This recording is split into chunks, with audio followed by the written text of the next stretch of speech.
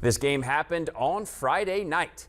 Beverly got off to a good start. Owen McCoy sends one down the third baseline. Kynan Bradford trucking around third. He'll cross home easily as Beverly strikes first.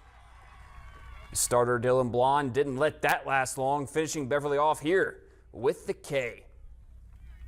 And St. Clairsville still down as Caleb Stang puts a charge into that baseball, sending it into the right center gap.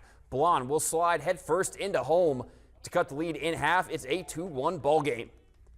And this time it's Eli Smith doing some damage. He cranks one into left. Brody Saunders flies headfirst into home, and it's a tie game. And Jacob Laswell on the bump for Beverly, picking up a couple of strikeouts here to keep it at 2-2. This game would go on into extras, and J.R. Curry would walk it off for Beverly with an RBI single in the bottom of the 8th. Beverly advances to the championship on Sunday, and St. Clairsville will play Marietta in an elimination game. Jumping right into Marietta versus St. Clairsville in the losers bracket. Braun Doak rips one right at the shortstop. Ball is knocked down, but Doak beats it out and drives in a run. And to the 4th as Marietta leads 1-0. Jacob Seeley rolls a routine double play ball, but the throw gets away. Tate Jonas is sent home, and he'll get there standing up. 2-0 Marietta.